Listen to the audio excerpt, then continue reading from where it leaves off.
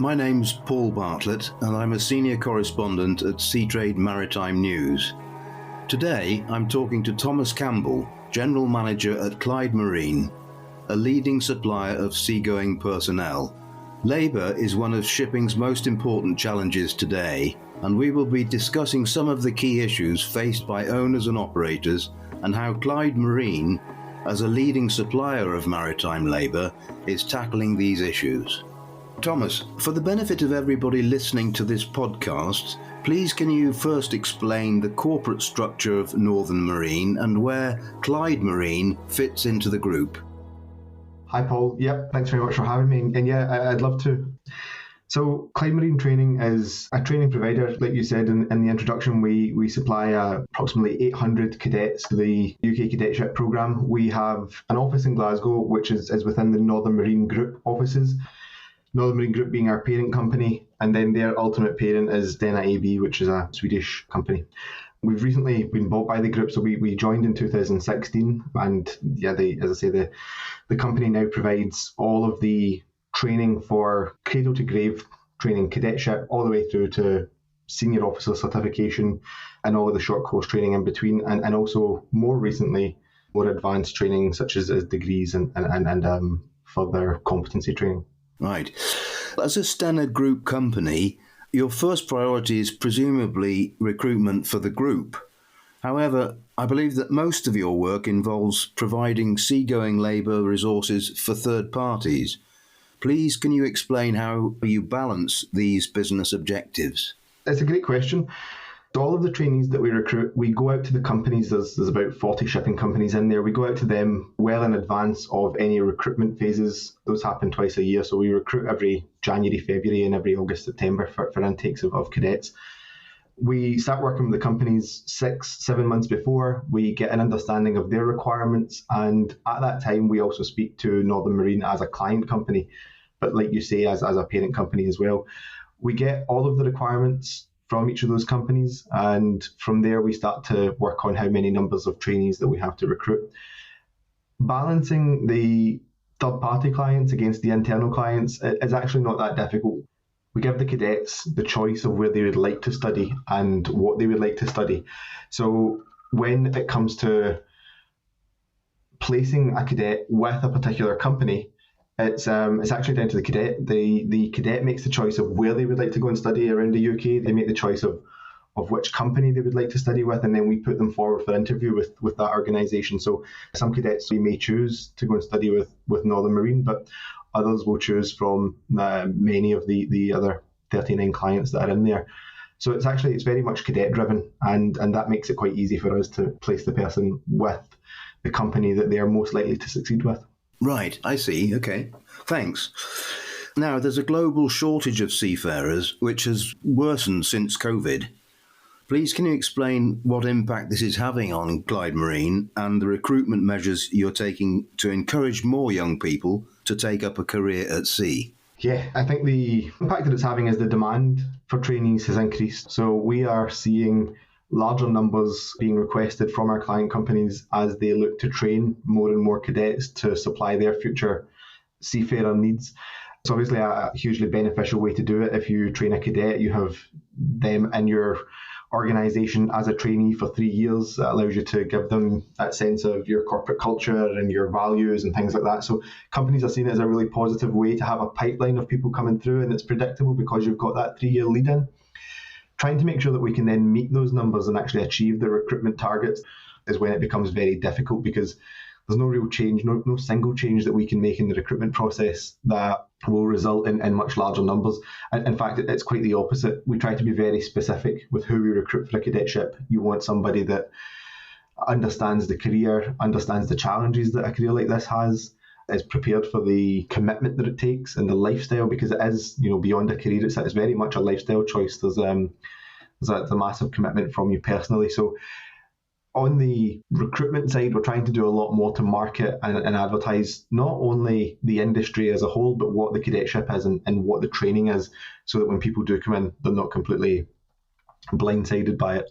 And we do have a real issue, especially in the UK, with sea blindness, but we do see that in other countries that we train cadets as well, trying to make sure that the industry is thought of and well seen is very, very difficult. And the UK is the one that we focus on because it's where our largest operation is. But in the UK, you're never more than 70 odd miles from the coast, yet the awareness of our industry is minuscule. It's a big challenge. It's something that we do invest heavily in to try and make sure that we get that presence, that marketing out there. And we're slowly working through it because, as I say, you want the right person. The other really interesting aspect there is if you go and ask the new like AI ChatGPT or one of the new ones that's come out, Bard or whatever, you get this. If you ask the system, so purely based on what it can find on the internet, what is the reputation of the maritime industry? It comes back with some really stark results around the way that we treat the labour force, the safety issues, the environmental issues. And if you look to the news, all that we see are the really negative stories quite often. We don't shout about the success of our industry. You see the bad things. You see that a vessel got stuck across the Suez Canal, or you see that a company has let go hundreds of people without due process. You don't see all of the amazing opportunities that the industry offers. You don't see the 99% of world cargo moving around in these vessels, mainly very safely, very competently. So trying to get a wholesale shift in what we talk about in our industry, the positive aspects, is really what we need across the board. Any company, anybody in our industry, anytime you're talking about it. I'm not saying don't be realistic, but I'm saying exactly be realistic, talk about those good things, talk about what actually happens, because it's a very, very positive industry, a very, very powerful one, and it is interesting and exciting. So, talk about that. Yeah, I hear what you say, but the scale of the labour challenge is undoubted. And for many young people, an isolated and often offline existence without access to the internet or social media is really hard to imagine. How can you tackle these issues? Yeah, it is really difficult. It's a decreasing issue, I would say. I mean, most of the companies that we're putting cadets on ships with now very much are focused on connectivity for the vessels, and some of these ships have very, very capable high-speed internet connections, and that's becoming more mainstream, and it's happening very, very quickly. The rate of change in the last few years to have better connectivity on the ships has been, exceptional, and we are seeing, as when you're recruiting a young person, it is exactly what they want to know that the ship has. It's one of the first questions: how's the internet? How's the food? It's definitely a decreasing issue. And there's a commercial reason to do this as well. As well as attracting and retaining the right people, companies want the vessels to be connected. They want the analytics. They want the information coming back from the ships. Often they want to be in that constant contact. So it's something that we're seeing as less of an issue, but something that we do expect and that students expect. I think we need to be really careful with it as well, though. I was recently on a vessel that was exceptionally well connected. It had one of these new systems which gives you beyond 4G connectivity almost anywhere in the world. And as a bit of a reverse effect, what I actually witnessed on that vessel was with a ship with 40 people on it. During their downtime, most of them were in their cabin because they were able to stream Netflix and other things. You kind of lose this social element. And I'm a wee bit worried that actually we end up with more isolation on board if we're not careful, because of the really high levels of connectivity that individuals will have in their cabins. And that could be very isolating on the ship. I think the social element on the vessel is really, really critical to having a really successful operation. So making sure that we don't lose that while this connectivity improves dramatically is actually also really important. So we need to see how that plays out over the next few years as watching Netflix in your cabin becomes more and more of an option. Yeah, I can see that in terms of the social interaction on board, that is important. But I've also heard that in some companies, seafarers can connect, but they're expected to pay for it. And they may be limited in terms of how long they have per day or what they can do. Can you comment a bit on that, please? That is true. Internet at sea is quite expensive for the companies, and then, sometimes that cost is passed on. What we're, again, seeing is that as the technology becomes much more available, the costs are coming down, which is being passed on to seafarers. We're a management company. We provide services to multiple companies, and we do see across that there's a range of companies that will provide completely free access through to charged access. But what's becoming more and more prevalent is companies will make sure that seafarers have access to messaging apps, Facebook Messenger, WhatsApp, other social medias, anytime, free, consistently. And then if you want to go on and do higher data usage, things like download movies or whatever, then that comes with a cost. And that purely is a reflection of how that impacts the company. So I think we're seeing, again, those costs change. We're seeing the prices come down for the companies, for the individuals. We're seeing more availability to free connectivity through some apps, and we're seeing more companies move to having fully available free connectivity on board. So it does depend on the company, the systems that are on the vessels at the minute. Sometimes that changes it as well. If as you move from one platform to another, the costs change, the companies make different decisions. So it's definitely, a really improving scene, and it's something that's going to take just a little bit of time to work through as these changes happen for vessels that are being dry docked and things. A new build comes out with all of this already there, but an older vessel, as they go through their dry docks and get upgrades and things, that's when you start to see more of this come through. So we're leaps ahead of where we were maybe even 5 years ago. Well, it's good to know that the situation is improving. That's encouraging. But the supply of seafarers is actually worsened by the fact that many experienced hands want to come ashore. So, all those experienced guys, you're losing those people. So what steps can be taken to ease this pattern of migration and encourage people to stay at sea?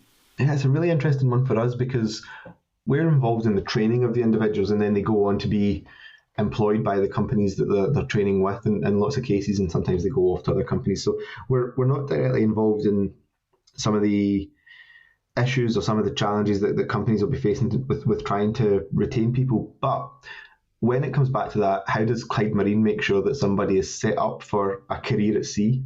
The primary thing is cadets are trained to be seagoing officers. The risk in that is there's so many transferable skills in a seafarer. Deck, engine, ETO, it doesn't really matter which discipline you take.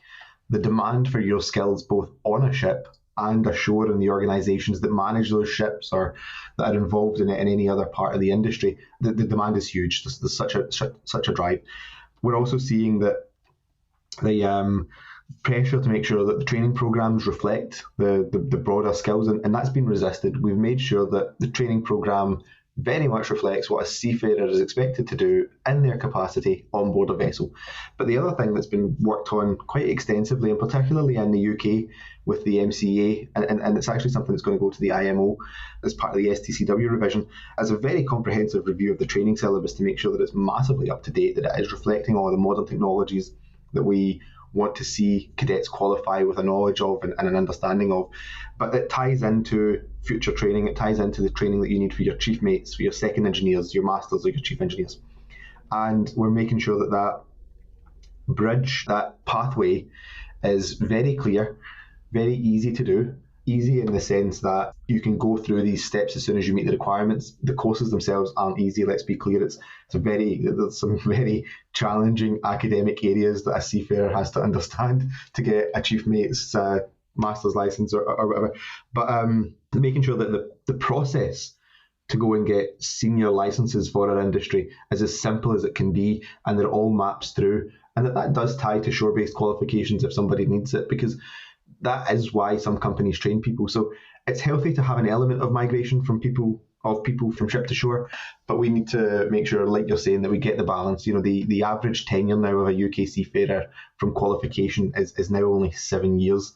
So they stay at sea for 7 years. If you go back, historically, that's been as high as 22 years as the average tenure at sea. So we're seeing a massive shift to people coming ashore much sooner.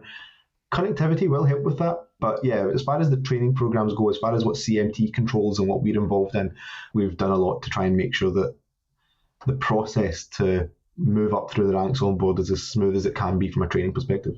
Right.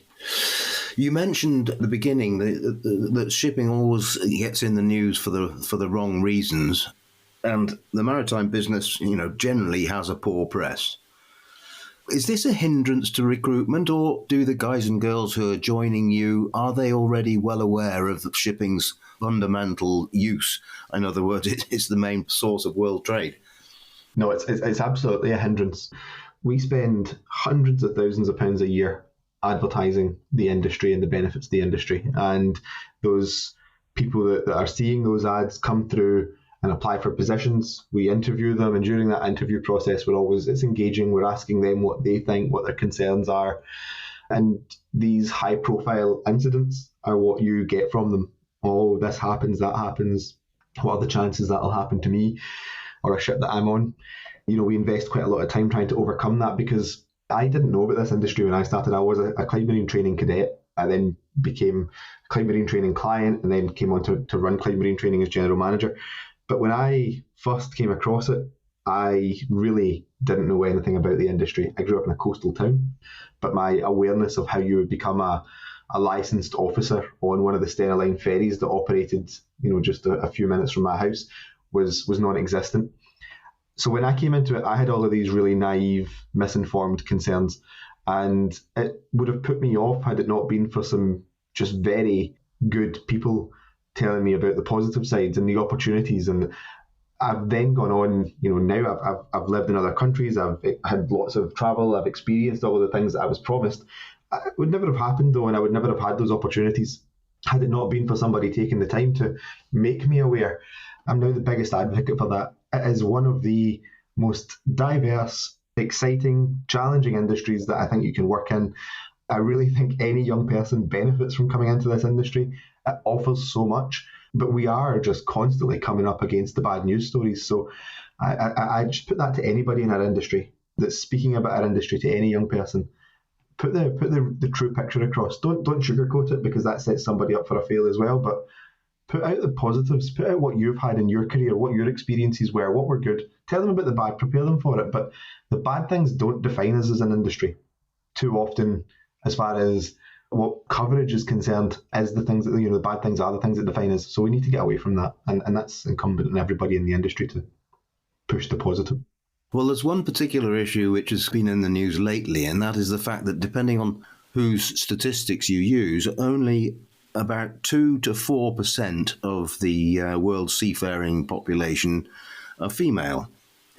What is it like in the recruitment sector? How many females are interested in going to sea, and are you taking steps to boost these numbers? And if so, what are you doing? This is really important to me. You're right, it depends on the measure that you go by, but 2 to 4% I think is generous. We work with the Global Marine Forum, and a recent study from the All Aboard Alliance, which is doing some work to address this, and I'll tell you about it in a moment.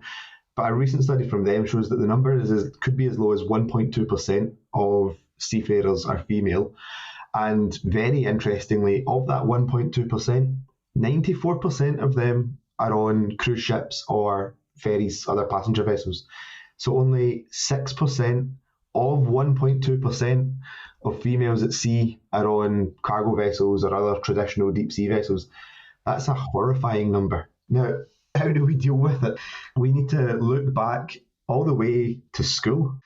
A cadetship at the minute, if you want to apply for a deck, engine, ETO cadetship, we look for maths and physics as standard subjects to come into those courses. That's important because the courses require an element of mathematical ability and understanding of some good physics principles. So you need that there. You need to have these minimum requirements. But what we know is that if we go back to 12-year-olds who are picking subjects for secondary school, significantly fewer females choose physics as a subject than males do. So way back then, we lose about 40% of the potential female applicants from our industry.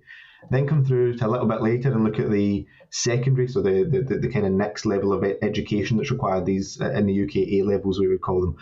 The numbers there are even more bleak. You end up down 15 to 20% of women are taking a higher or an A level, in physics.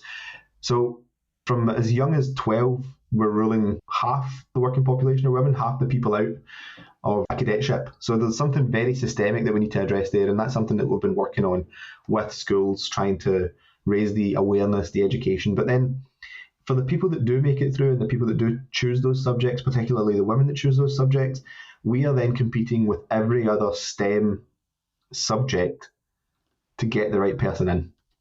And I would say we're even more challenging because we're asking for not just somebody to go to college or university and study, but also for within that person to have quite a large degree of travel and upheaval while they go on to this career. So we expect quite a lot. That makes it really difficult. So one is we need to address the the schooling. We need to address the intake requirements and make sure that they're as equitable as they can be and that they're as fair as they can be. But then the next thing is, how do we make sure that being at sea is an attractive and a safe place to work for women at sea? And that's where we, recruiting women is one thing, but keeping them at sea is another, making sure that we've got adequate policies around maternity and paternity leave, but maternity leave to make sure that we have a process for them to come back to shipping after they've had their babies. Medical requirements and stuff are quite restrictive at the minute, and there's reasons for that, but we need to make sure that we're looking at that. We need to make sure that we're considering the environment on board and making sure that it is a safe place to be. The All Aboard Alliance, which I mentioned earlier, is running a pilot project at the minute, and that's because these numbers are so bad. So the pilot project is looking to provide a guidance document which will tell us about tangible measures that we can take, tangible changes that you can make on a ship to make it a safer, better working environment for females. And it will actually improve it for men as well, but there's a number of criteria in there, and Northern Marine Group and Stena, so the parent companies, have actually put a vessel forward for this pilot. It's something that we're very heavily engaged in. There'll be a minimum of 4 females on that ship. We're aiming for 30% of the crew on a tanker to be female. For the pilot, there'll be a number of other changes around making sure that they've got the right access to the right facilities in the vessel. And over the course of 12 months, there'll be measurements taken from that ship to see if it performs better and to see what lessons we can get from the females that are on around what we can do to make sure that they stay at sea and thrive at sea in a more a better balanced environment. So there's a lot being done there. Going back to something else that you asked in the question, what are the current numbers of females? So we, in the cadet training side, when we're recruiting, because if we don't improve the number of female cadets, we're not going to improve the number of female officers. They're hand in hand, they're linked. It starts with the cadetship. So to move the needle on this, we are trying to set some pretty big targets around the recruitment of female officers. We're currently at 15%.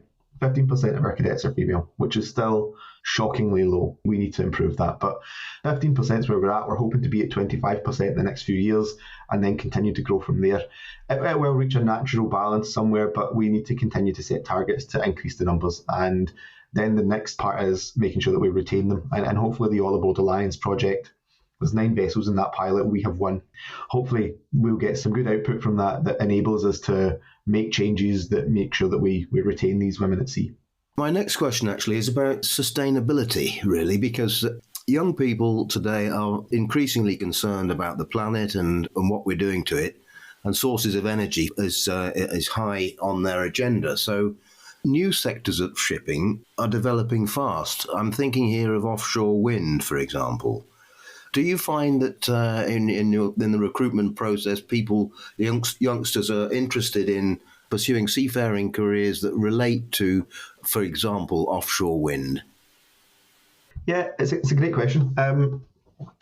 We are seeing that to a point, but yesterday we were very fortunate. We hosted our client conference, and for the client conference, we bring our clients from all over the world to Glasgow. We bring some cadets to the conference as well, and we bring education, so the academia providers to the conference. And we have some really open and frank discussions about many of the challenges in the industry, some that we've spoken about here. And one of the things that came up around the recruitment of individuals was their expectations around environmental challenges. And one of the trainees that was there was recruited, I think, 12 months ago. They're just going into the 3rd phase of their training.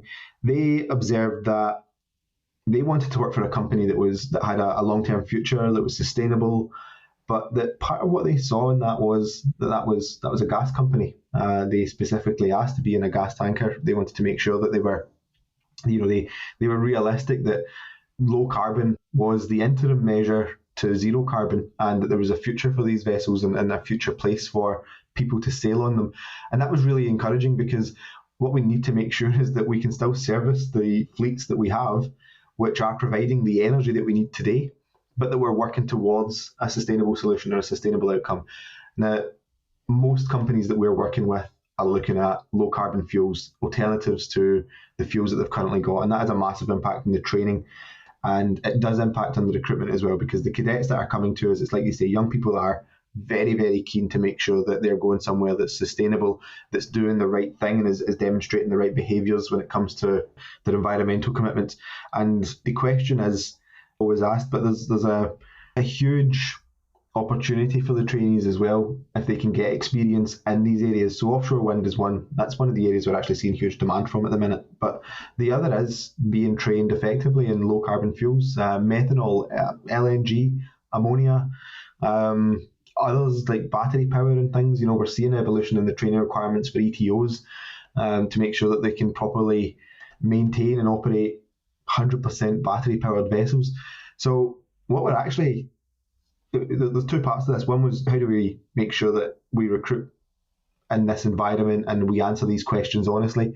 Yeah, that's really important. And as long as we're talking about these things and we're doing these things and we are seeing that come through, then that gets us past the first part, that the cadets, comfortable that they're in a sustainable and concerned industry with the environment. But the next is then how we make sure that they are trained to drive forward the change that's going to be required to get to net zero. So the individuals are not only interested in knowing that the company are doing something about it, they're interested in knowing that they can contribute to that. They want to know that they'll be trained in how to operate a vessel that does have low carbon fuels. So a marine engineer needs to know how to operate a traditional diesel fueled vessel, but they need to know as well now how to operate a vessel that might have dual fueled or be transitioning at some point to methanol, and then further to that, what the next transition will be. And as an industry, we haven't really landed on what that next source will be. We're still toying with methanol and ammonia and things. We're seeing lots of companies commit to different things. So yeah, young people are very concerned with it. They want to know that companies do the right thing. They want to know they can contribute to it. I think we need to stay ahead of that. We need to make sure that we're consistently offering them that. And that is happening. Great. Well, Thomas, thank you so much for your time today. It's really interesting discussion and some very thought-provoking comments there from you. Thank you so much. Thanks, Paul. It was a pleasure. Really appreciate it. All the best then. Thanks.